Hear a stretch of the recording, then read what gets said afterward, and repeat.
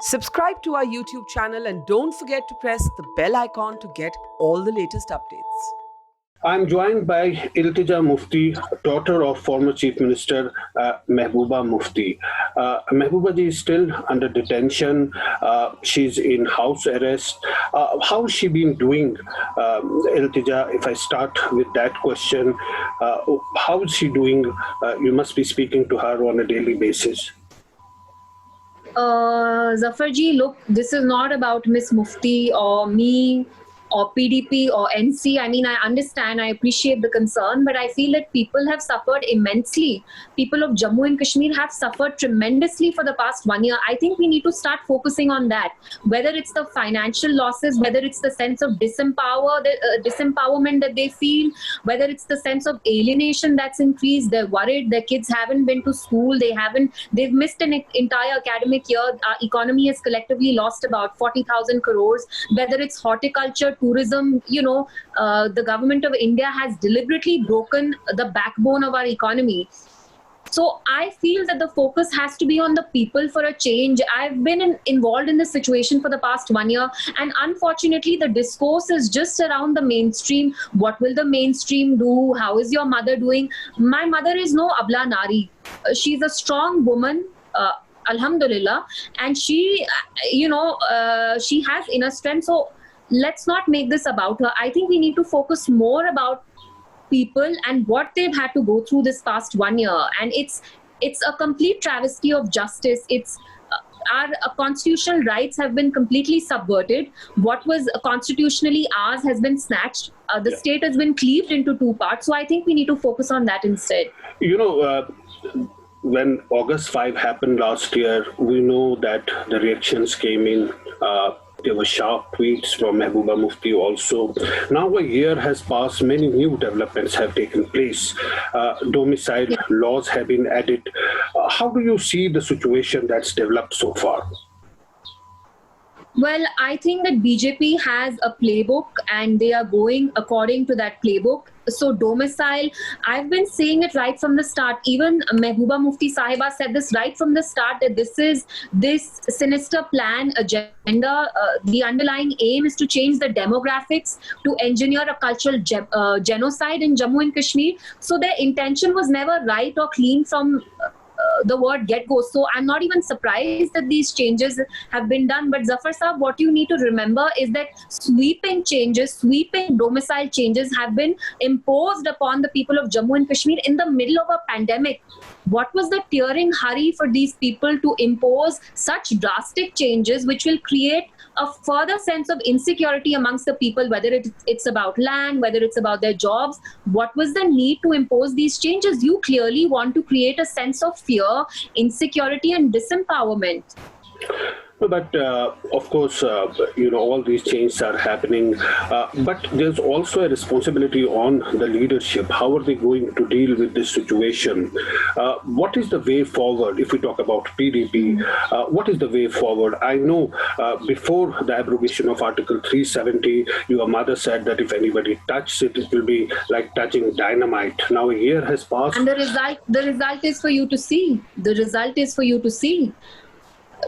Somebody should come here and do a poll and see the kind of sentiment that's brewing here. I'm not saying it because it panders to the popular local sentiment. I would request you're a journalist, please put people here on the ground. And you're absolutely right. Yes, the leadership here has a primary role, and in times of unprecedented crisis, and let's admit this is a time of unprecedented crisis. So it is definitely for the leadership, to play a leading role, in the sense to take the first step and to communicate to the people about what exactly has happened, how to go about things. But let's just not completely place the onus on them. Whenever there have been movements, changes, reforms, people standing up against injustice, against oppression, there have been mass movements. Let's not forget that. So if you leave everything on 4 leaders, it is not going to really have any kind of impact. So all I'm saying is when you talk about the first step, what could that step be possibly? Because at the time of the abrogation of Article 370, the Home Minister, even the Prime Minister said that statehood will be restored, and a lot of talk is going about statehood. Do you think Yeah. this process is going to be incremental? It will start with the statehood, and then probably it will go to the other things as well, or the 370, as you had put it in the past, is something that cannot be compromised about? Again, let's not forget, statehood is very clearly BJP's narrative. It is their discourse. It is their agenda. There is nothing new in statehood. BJP themselves, they have electoral compulsions. They have a very disgruntled electorate in Jammu, which might not vote them to power again whenever elections are held. So they are not bestowing us a favor by granting us statehood whenever and whatever point they do. So statehood is merely just to shift goalposts. If I take three things from you, your psyche will basically be to tell me that can I just have one thing back? That is statehood. Statehood is merely just shifting goalposts. It's done so that Article 370 is taken completely off the table. So let's not fall into BJP's narrative and play into their hands. I feel that if you keep discussing statehood, you're invariably playing into their hands. Article 370 is in the courts. It's being discussed there. Do you think the time of street protest is over and the issue can only be, discussed and deliberated in the courts, or there is some other way also where this issue can be focused on and taken forward by the mainstream parties like the PDP? Nothing is ever set in stone, and history is never linear. You think that this is permanent, but nothing is ever permanent. So to just assume that time for this is gone, who are we to say that? Kashmir is such an unpredictable place, Zafar Saab. You've seen how people here, especially the government of India, has always assumed that things seem calm, so the situation is normal. There is never absolute normalcy or, peace here. There is always a sullen sense of peace which can be disturbed at any point, and you've seen it happen in 2008, 2010, 2016. Sometimes all you need is a trigger. So I think it's very immature to make sweeping statements like that time for this is gone, time for that is gone. I don't think if any of us can predict what will happen in a place like Kashmir. It's extremely tough to predict what people here, what really is going on in their minds. I mean, obviously they disapprove of whatever has happened. And then you mention courts.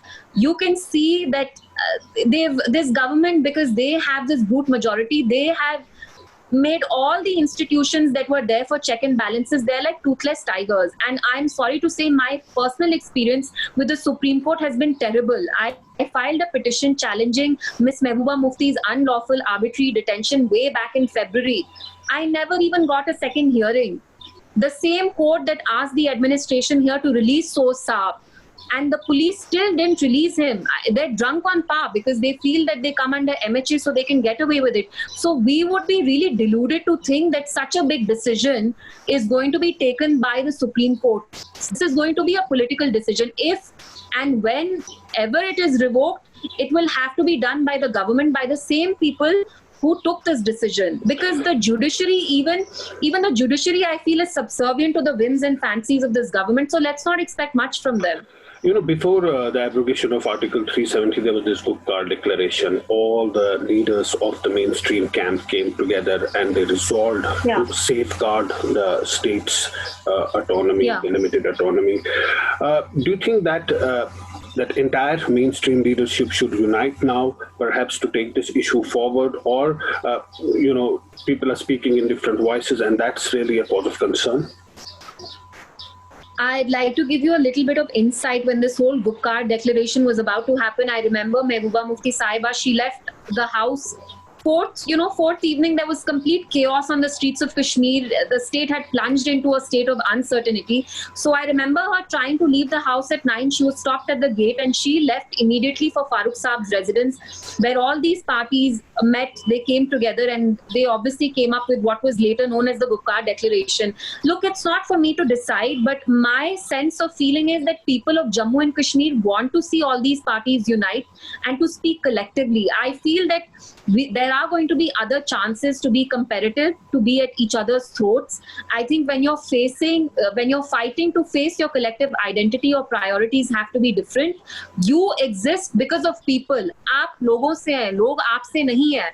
So ये एक चीज है जो यहाँ की main stream को समझनी पड़ेगी, that if you accept this and if you don't so much as even raise your voice, you might not exist as a political party tomorrow 10 years down the line, because let's be very honest, this is being done to engineer demographic changes. And Zafar Saab, demographic changes don't happen overnight. It takes time. It takes 5 years, 10 years. So if your electorate doesn't exist, how will you exist? You owe your existence to the people. You owe them, this honesty to come out and to speak against the injustice that has been unleashed on us. So clearly, as one can clearly make out that PDP at least has not given up on the issue of 370. Now, how is the PDP going to take it forward? We know most of your members have left the party. They have joined a new party, Apni Party. PDP is itself in a very bad shape, so to say, after most of its members left. What is the future for PDP and how is PDP going to reinvent yourself? Most people say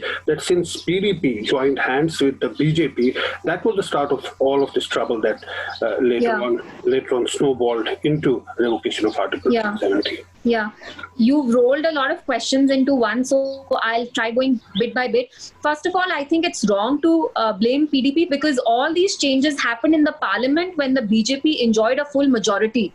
We need to remember that.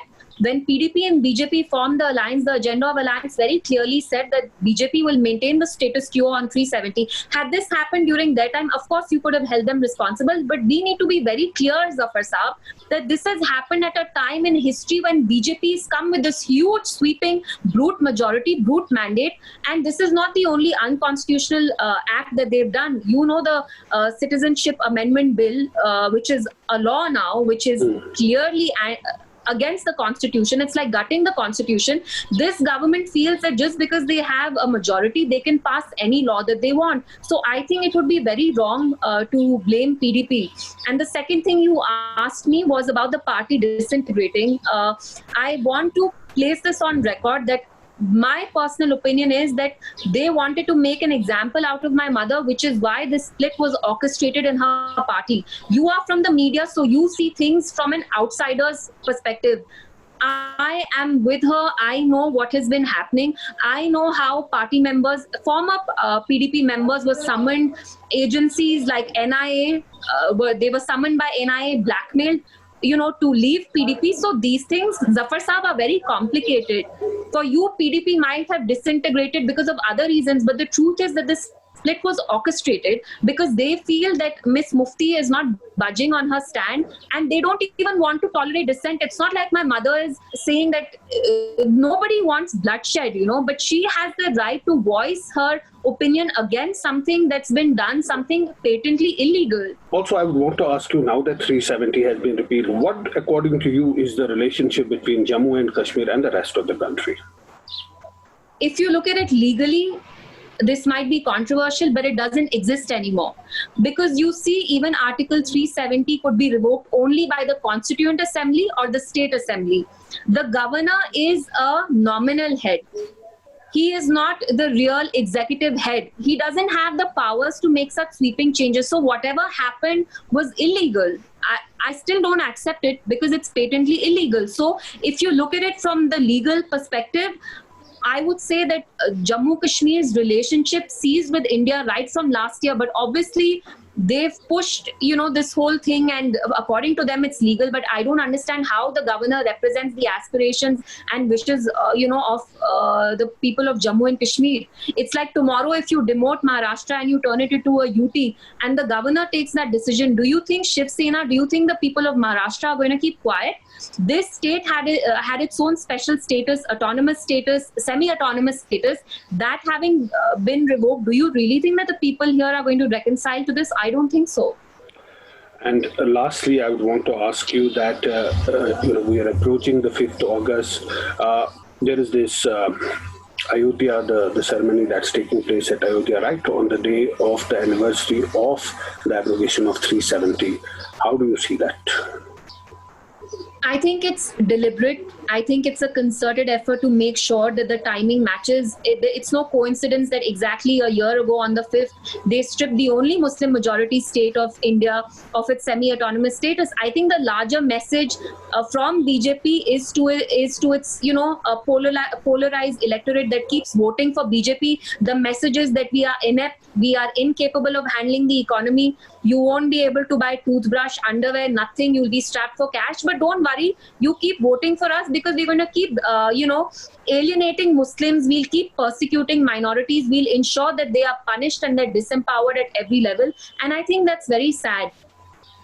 Thank It's you very so sad. much. For a country like India, it's very sad. Thanks so much, Iltija, for giving us this interview and obviously sharing your thoughts about all the questions that we asked. Thank Thanks so you. much.